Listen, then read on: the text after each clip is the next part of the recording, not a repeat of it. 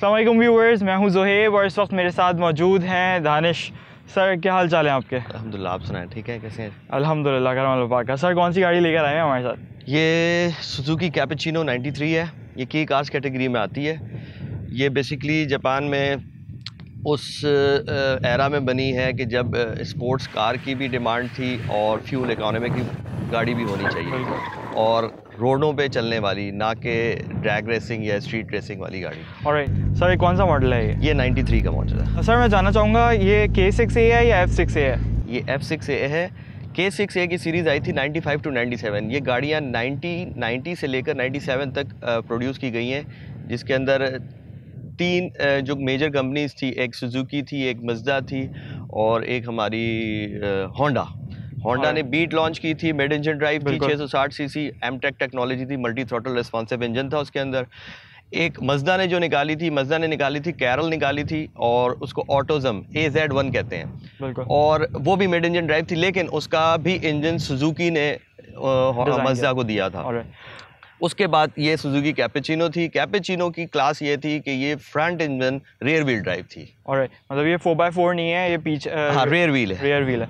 अच्छा sir, K6A और F6A में एक मेजर डिफरेंस है, एक चेन का और बेल्ट का। F6A के अंदर टाइमिंग बेल्ट होती है, K6A के अंदर टाइमिंग चेन होती है। ऑलराइट, तो ये EFI बेस है या कार्बोरेटर? EFI है, डॉक इंजन है, डुअल ओवरहेड कैम पे आती है। ये टर्बोचार्ज इंजन है, इनलाइन 3 है, टर्बोचार्ज इंजन है। ओके सर, टर्बो के बारे में मुझे बताइएगा कि 660 सीसी के अंदर टर्बो होना। हाँ, 660 सीसी के अंदर टर्बो होना मतलब ये अपने आप में क्लास है। आप इजीली जो है ना ऑन रोल आप किसी भी 1300-1500 सीसी गाड़ी के साथ रन दे सकते हैं। जीत तो ऑब्वियसली नहीं सकते आप, और ना समटाइम्स उससे आगे भी निकल सकते हैं। वो कहीं ना कहीं आपको कैच ज़रूर कर लेगा, लेकिन आप उसे टफ टाइम दे सकते हैं। बिल्कुल, माशाल्लाह। तो सर ये कितना बूस्ट प्रोड्यूस करता है? ये इस वक्त 0.3 बार के ऊपर चला रहा हूँ, क्योंकि अभी मैंने इंजन भी रिप्लेस किया था, तो जितना मुझे रिक्वायर्ड है ये इनफ है कराची की रोडों के लिए, क्योंकि फिर ब्रेकिंग सिस्टम भी उसी हिसाब से होना चाहिए। बिल्कुल सर, कितना RPM पे एक्टिवेट हो जाता है? 3500 RPM पे। 3500 पे। तो सर फ्यूल इकोनॉमी में फ़र्क पड़ता है? मैं हैदराबाद गया था और वापस आया था तो मुझे 22 किलोमीटर का एवरेज। माशाल्लाह सर, हैदराबाद ले गए, इसे लॉन्ग ड्राइव कर लिया आपने? बिल्कुल कंफर्टेबल है? बिल्कुल कंफर्टेबल है माशाल्लाह, दैट्स ग्रेट सर। अच्छा, मुझे इसके बारे में बताइएगा कि हैंडलिंग किस तरह की है इसकी? हैंडलिंग बहुत टॉय टाइप की हैंडलिंग है, मतलब इजी हैंडलिंग है, मतलब मज़ा आता है। आप प्ले करते हैं, आपके हाथ में एक ऐसा गैजेट है जिससे आप खेल रहे हैं, अपनी मर्जी से आप इसको ट्विस्ट कर रहे हैं, अपनी मर्जी से आप इसको घुमा रहे हैं, अपनी मर्जी से आप इसको भगा रहे हैं। कंट्रोल में रहती है? कंट्रोल्ड है, बिल्कुल कंट्रोल्ड है, क्योंकि एक तो डायमेंशन इसकी इतनी छोटी है कि गाड़ी इतनी आसानी से निकलती नहीं है। फिर पावर टू बॉडी रेट जो है इसका वो भी बहुत मैनेज्ड है, तो इसलिए ये गाड़ी निकलना कोई सवाल नहीं होता। तो सर इसमें ट्रैक्शन कंट्रोल है या नहीं? नहीं, ट्रैक्शन नहीं है। ट्रैक्शन की जरूरत ही नहीं है। बॉडी वेट मैंने आपको बताया ना, वैसे ही इसका ये टोटल गाड़ी जो वेट करती है 750 kg है विद इंजन। एल्युमिनियम बॉडी की गाड़ी है पूरी है, इसका कोई वेट भी नहीं। बिल्कुल, मैं देख रहा था विकीपीडिया पे, लाइट वेट है काफ़ी, बहुत लाइट वेट है गाड़ी है। अच्छा सर, इसके टायर्स के बारे में मुझे बताइएगा, आपने कौन से टायर्स इसमें जो स्टॉक आते हैं वो 14 साइज़ के आते हैं। मैंने जो डाले हुए हैं वो 15 इंचेस हैं। ऑलराइट, और कौन सी कंपनी के डाले हुए हैं?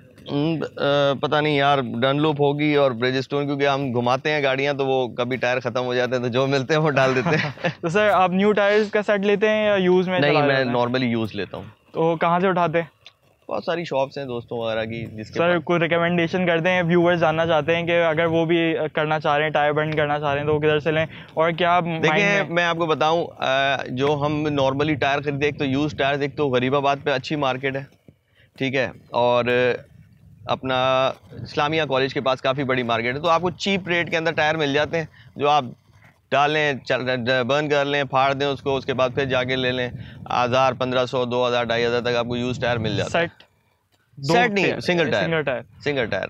और इसमें रिम माशाल्लाह से कौन से डाले हैं सर आपने? रिम इसमें चाइना के BBS हैं, जो अभी मुझे रिप्लेस भी करने, क्योंकि गाड़ी मुझे ओवरऑल लुक्स के अंदर दोबारा चेंज करनी है, तो अभी मैं यही चला रहा हूँ फिलहाल। अच्छा, तो सर हाउ ऑफन आप टायर चेंज करते हैं? मतलब कितना किलोमीटर्स के बाद चेंज करने पड़ जाता है? नहीं, इतना ऑफन मैं नहीं चेंज करता टायर्स। उसकी वजह यह है कि मैं एक तो सैटरडे संडे निकलता हूँ, बिल्कुल, और जब टायर हमें बर्न करने होते हैं या ड्रिफ्ट या डोनट सीखना होता है, प्रैक्टिस करनी होती है, तो उस वक्त टायरों का ज़्यादा इस्तेमाल होता है। बाकी नॉर्मल डेली रूटीन के अंदर मैं गाड़ी इस्तेमाल करता हूँ, कोई रफ इसका इतना यूज़ नहीं है। अच्छा सर, तो फिर ब्रेक पैड्स की वेयर एंड टेयर होती होगी? बिल्कुल होती है, ब्रेक पैड्स की होती है। ब्रेक पैड के बारे में बताइएगा।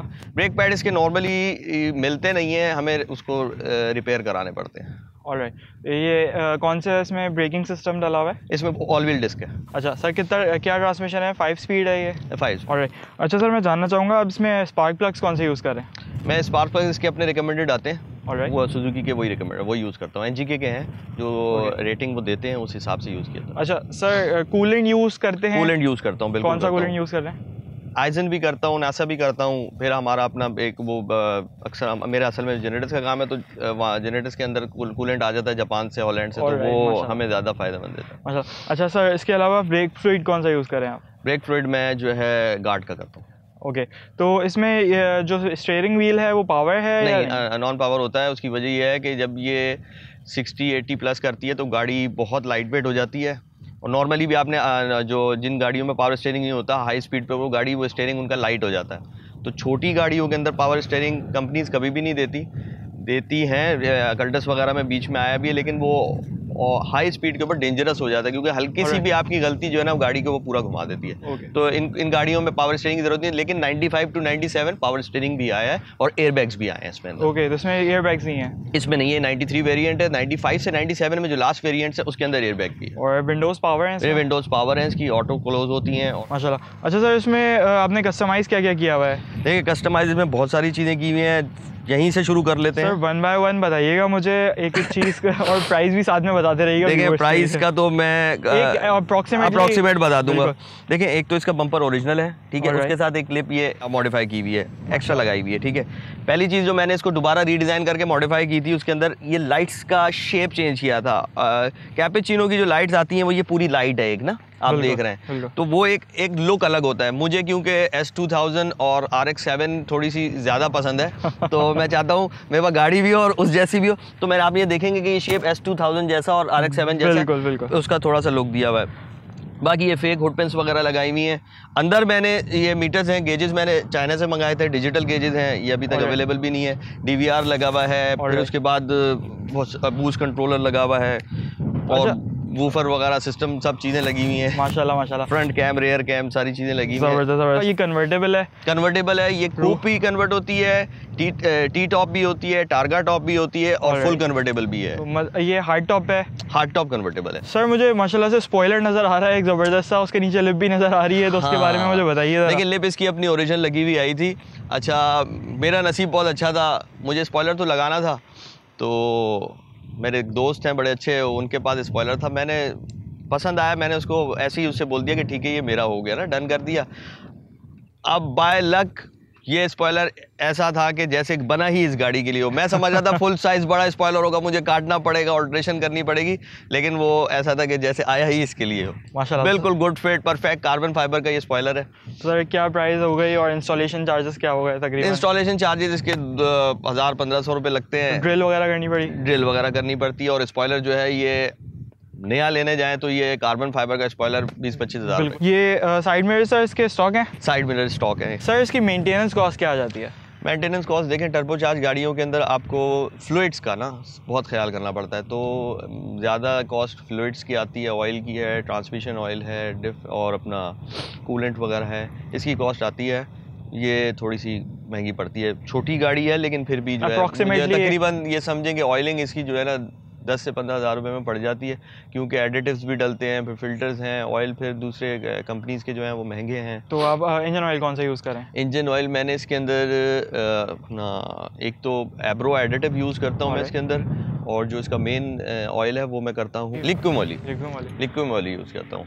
और सर, विस्कोसिटी क्या होती है? 20-50 या क्या आपकी क्या यूज़ कर रहे हैं? इनिशियली तो 20-50 यूज़ कर रहा हूँ। गेयर ऑयल इसका किक्स का यूज़ करता हूँ। सर, LSD के जिक्र कर रहे थे, तो मैं LSD भी जानना चाहूँगा। डिफरेंशियल जब लॉक नहीं होता तब तक जो है गाड़ी घूमती नहीं है। देखिए, मैंने आपको यही कहा कि हर गाड़ी का अपना एक स्टांस होता है, अपना एक उसका वो होता है, डिज़ाइन होता है। बड़ी गाड़ियों पे अगर डिफ लॉक नहीं हो तो वो गाड़ियाँ ज़रा मुश्किल से घूमती है। बिल्कुल, ठीक है, एक प्रॉपर डोनट नहीं बन पाता उनके अंदर। अच्छा, मेरी गाड़ी LSD नहीं थी, मैंने अभी डिफ लॉक कराया इसका, लेकिन LSD से पहले भी जो है ये सही घूम रही थी, क्योंकि लाइट वेट है, छोटी है, पावर अच्छा दे देती है अपने वेट के हिसाब से, तो ये गाड़ी घूम जाती थी। तो आपने LSD डलवाई है या नहीं, जुगाड़ काम LSD करा? मैंने जुगाड़ काम जो हमारा होता है, डिफ्लॉग कराना, वेल्ड कराना, एग्जैक्टली बस। तो क्या खर्चा आ गया करंट मार्केट में अभी आजकल क्या चल रहा है? भाई हम असल में क्योंकि हम अपना वर्कशॉप भी रन करते हैं तो जाहिर सी बात है हमारे लिए एक्सपेंसेस अलग होते हैं। मार्केट वाले करते हैं तकरीबन 3, 3,500, 4,000, 5,000 डिपेंड करता है।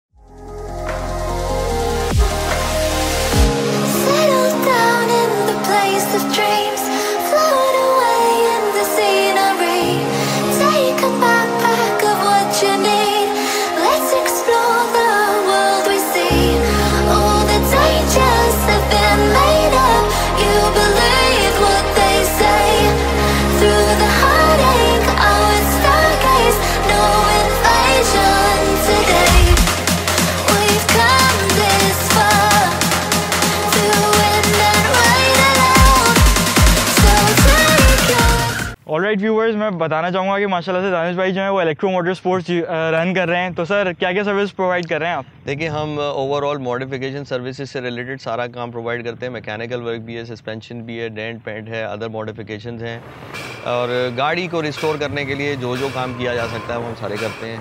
कस्टमर हमें रॉ गाड़ी देता है, हम उसको कंप्लीट एक गाड़ी देते हैं जो वो डायरेक्ट घर लेके जाता है, ना कि किसी सर्विस स्टेशन या किसी और जगह। ज़बरदस्त। तो अगर मैं आपके साथ एक KE70 लेकर आ रहा हूँ तो कितने टाइम में बना के देंगे आप मुझे? ये आपके बजट पे डिपेंड करता है। वही आपसे अब अगला सवाल मेरा यही है आपसे कि मैं कितना बजट लेकर आऊँ आपके पास? देखिए, KE70 पे डिपेंड करता है आप कराना क्या चाहते हैं। आप इंजन स्वैपिंग पे जाना चाहते हैं, आप जर्नल अपने इंजन के ऊपर उस गाड़ी को डिफ्लॉक करा के थोड़ा सा लोअर करा के ड्रिफ्ट के लिए बनाना चाहते हैं। मतलब एक मुझे बता दें कि चले मुझे 3S डालना है, उसके अंदर ड्रिफ्ट घुमानी है, एक ड्रिफ्ट बिल्ड तैयार करना चाह रहा हूँ मैं। भाई तकरीबन आप एक बिल्ड गाड़ी करने के लिए नॉर्मल बिल्कुल आप बेसिक स्टेज पे जाते हैं ना, तो आप समझ लेंगे 2.5-3 लाख रुपए आपके कहीं नहीं जाते गाड़ी को सीधा करते करते। आप एक इंजन लेते हैं, इंजन के बाद उसकी माउंटिंग है, उसकी वायरिंग है, उसकी अलाइनमेंट है, व्हीलों की पावर, व्हीलों को किस तरीके से हैंडल करना है, क्या वो इंजन इतना पावर प्रोड्यूस कर रहा है जो आपके ब्रेकिंग सिस्टम का पकड़ सकता है, नहीं पकड़ सकता है, या ब्रेकिंग सिस्टम भी आपको चेंज करना है, शॉकर्स आपके कैसे हैं, कॉइल ओवर यूज़ करने हैं, टायर्स को किस तरीके से मैनेज करना है, लो प्रोफाइल मोटा प्रोफाइल डालना है, या उसके चौड़ाई। एक मोटा मोटा बजट कितना रखकर आ जाए बंदा? 2.5 से 3 लाख रुपए से कम में गाड़ी जो है ना। देखिए, मैं क्लियर बताता हूँ, किसी को भी फंसाना नहीं चाहिए कि आप बोलें यार मैं लाख रुपए में तुम्हारी गाड़ी तैयार कर दूंगा। कभी भी ऑल ओवर ये सब चीज़ें होती रहती हैं मार्केट में, मैं किसी को भी मेंशन नहीं कर रहा हूँ, लेकिन लाख रुपए बता देते हैं कि यार इनिशियली बंदा घेरने के लिए लाख रुपए में हो जाएगा। वो काम शुरू करते करते छोटे इलेक्ट्रिक के काम, बुशेज हैं, रबर्स हैं, हुक्स हैं, कील हैं, स्क्रूज हैं, ये सब आपको मार देते हैं इन दी एंड। तो 2.5 से 3 लाख रुपए एक गाड़ी बनाने के लिए आपको स्टॉक चाहिए होते हैं भाई। ओके सर, आप मुझे बताना चाहेंगे कि किधर लोकेटेड आपकी शॉप? मेरी शॉप जो है मुक्का चौक पे है। बिल्कुल, अगर आप लोग जाना चाह रहे हैं तो भाई बिल्कुल सर को विज़िट कीजिए और अपनी गाड़ियाँ रिस्टोर करवाइए। सर मैं जानना चाहूँगा कि इसमें आप electronic hydraulic hand brake use कर रहे हैं या? मैंने अभी ऑर्डर किया हुआ है, बहुत सारी चीज़ें हैं इसके जो है वो ई ब्रेक मैंने ऑर्डर किया हुआ है, वो अभी आएगा, वो मैं लगाऊंगा। अभी नॉर्मल हैंड ब्रेक है और जो है कुछ ऑयल कैश टैंक है और 2-3 छोटी गैजेट्स हैं, वो मैंने इसके लिए ऑर्डर किए हैं, वो आएंगे तो फिर मैं इंस्टॉल। इंजन रूम दिखाते हैं इसका। एयर फिल्टर स्टॉक है या आपने लगाया हुआ after market? After market air filter है, इसका एयर क्लीनर बॉक्स आता है वो मैंने निकाल दिया था। फिर उसके बाद इसमें मैंने बूस्ट कंट्रोलर लगाया हुआ है, मैकेनिकल है, मैनुअल बूस्ट कंट्रोलर लगा हुआ है, सेंसर्स हैं सारे गेजेस के, वाटर टेम्परेचर, उसका है ऑयल प्रेशर, ऑयल टेम्परेचर का है, एग्जॉस्ट टेम्परेचर का है, बूस्ट का है, ये सारी चीज़ें इसमें लगी हुई हैं। AC है इस गाड़ी के अंदर, हीटर इस गाड़ी के अंदर है। ज़बरदस्त। सर बैटरी माशाल्लाह से बड़ी नज़र आ रही है। हाँ, बैटरी बड़ी इसलिए नज़र आ रही है कि काफ़ी इलेक्ट्रॉनिक आइटम्स इसके अंदर लगे हुए हैं, जिसकी वजह से फिर बाद में होता ही है कि छोटी बैटरी होती है, लोड नहीं लेती है, एम्पेयर का मसला आ जाता है, तो इसलिए मैंने एक ही दफ़ा बड़ी लगा दी कि जितनी चीज़ें ऐड ऑन करता रहूँगा वो उसके लिए पहले से तैयारी रखी हुई है। सर आप एसिड यूज़ कर रहे हैं, ड्राई क्यों नहीं यूज़ कर रहे? मैं ज़रा ओल्ड फैशन आदमी हूँ ना, तो मैं ज़रा पुरानी चीज़ों और मैकेनिकल चीज़ों पे ज़्यादा बिलीव करता हूँ, ना कि इलेक्ट्रॉनिक और इलेक्ट्रिकल। चलें, दैट्स ग्रेट। सर अभी कोल्ड स्टार्ट में फिर किस तरह परफॉर्म करती है गाड़ी? कोल्ड स्टार्ट इसका नॉर्मल है, कोई ऐसा प्रॉब्लम नहीं है। 10 मिनट का कोल्ड स्टार्ट दे देता हूँ मैं, क्योंकि घर में खड़ी होती है, स्टार्ट करके सफाई वफाई जब तक करता हूँ तो गाड़ी फिर उसके बाद अब जैसे सर्दियाँ आ गई हैं तो समटाइम्स ऐसा होता है कि आपने बोला अब ये वीकली ड्रिवन करते हैं, मतलब वीकेंड्स के ऊपर निकालते हैं ऐसे, तो समटाइम्स ऐसा नहीं होता कि गाड़ी स्टार्ट नहीं हो रही हो? नहीं, कभी भी कभी भी नहीं, अल्हम्दुलिल्लाह इस मामले के अंदर। मैं वीकली, मैं वैसे ही आपको बताया वीकेंड्स के ऊपर ये गाड़ी मैं निकालता हूँ अपना ड्रिफ्ट वगैरह के लिए, प्रैक्टिस करने के लिए।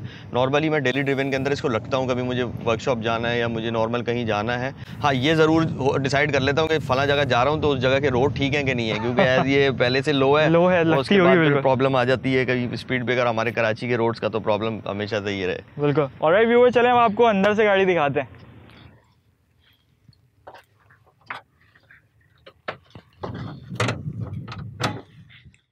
सर मैं इस गाड़ी का इंटीरियर शुरू करता हूँ शुरू से। तो ये पहली कैपुचिनो है जो जैपनीज पुश स्टार्ट है, ये इसका एंटी थेफ्ट है। और हम स्टार्ट नहीं करते अभी, हम इसको देखें। अब ये विंडोज़ ऑटो लॉक हो रहे हैं क्योंकि गाड़ी लॉक हो गई। ठीक है, जब आप गाड़ी बंद करके निकल जाते हैं तो ये खुद ही बंद हो जाती है। अब आप आ जाएं इसको स्टार्टिंग से। ये आपने इसका एक बीप सुनी थी, अब ये गाड़ी अपने इग्निशन ऑन पे आ गई है। ठीक है, पहली पुश स्टार्ट गाड़ी है माशाल्लाह। वही मैं देख रहा हूँ कि इसमें चाबी कहीं नहीं लग रही है, स्टार्ट हो रही है। बिल्कुल ऐसा ही है, चाबी बिल्कुल इसको कीलेस करी हुई। अब शुरू करते हैं। ये इसका रिवर्स कैमरा, MP3 और ये सारी मल्टीमीडिया लगाया हुआ है। ये इसकी मोबाइल रिकॉर्डिंग के लिए है। ये इसका DVR रिकॉर्डिंग, एज देख रहे हैं आपकी रिकॉर्डिंग हो रही है। ये फ्रंट है, ये बैक है।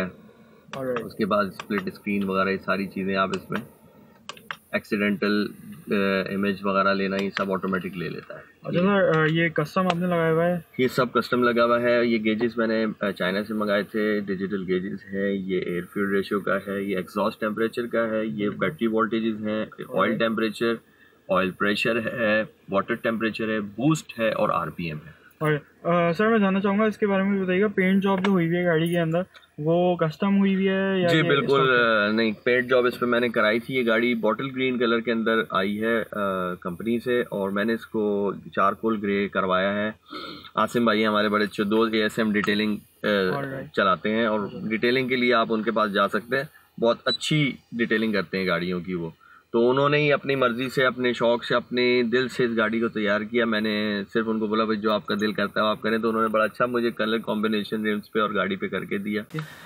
कॉस्ट तो देखें उन्होंने मुझसे, जाहिर सी बात है कोई इतना ज़्यादा कमाया नहीं है, लेकिन छोटी गाड़ी है तो मुझे तकरीबन 35,000 इसकी जो है ना पेंट जॉब पे पड़े हैं। छोटे छोटे डेंट्स थे गाड़ी के ऊपर, ओरिजिनल एल्युमिनियम थे तो मुश्किल होता है थोड़ा सा उसको कवर करना। तो बहरहाल बड़े अच्छे तरीके से उन्होंने उसको काम किया। और इस पे क्या कौन सा हुआ है? मेटालिक हुआ हुआ है? मेटालिक है, चारकोल के मेटालिक है। 2017-18 की प्राडो के ऊपर आया हुआ है कलर। टर्बो टाइमर इसमें लगा हुआ है। स्टीयरिंग इसका 4-वे एडजस्टेबल है, अप डाउन सारी चीजें हाइट के हिसाब से। डिटैचेबल है? नहीं, डिटैचेबल नहीं है, ये फिक्स्ड है। तो ये लेग रूम कंफर्टेबल है या नहीं? देखें ये तो आप बैठ के डिसाइड करेंगे कि लेग रूम कंफर्टेबल है कि नहीं है।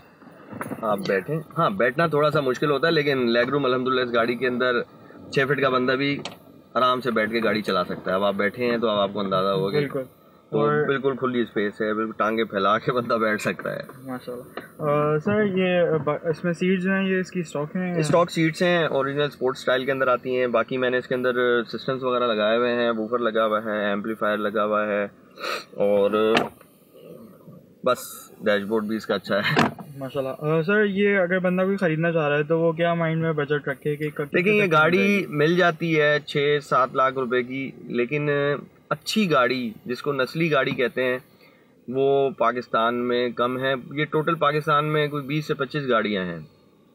तो ऑन रोड गाड़ियाँ बमुश्किल मैंने कोई 7-8 ही देखी हैं, कराची में भी हैं लेकिन नज़र नहीं आती, लोग चलाते नहीं हैं, यूज़ नहीं करते। मुझे नहीं पता क्या लॉजिक है उसके पीछे, लेकिन यह है कि ये गाड़ी अगर आप अच्छी गाड़ी आपको मिलेगी तो ये 7 लाख रुपए तक मिलेगी। ऑलराइट, तो अभी आपको इसको ऑन रोड करते करते कितना खर्चा आ गया? मेरे तकरीबन ये गाड़ी 9.5 लाख रुपए की पड़ गई है गाड़ी।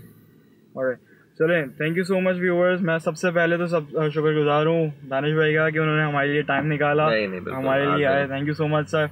इंशाल्लाह अगली वीडियो में फिर हाजिर होंगे, तब तक के लिए ख्याल रखिएगा। अल्लाह हाफ़िज़। अस्सलाम वालेकुम।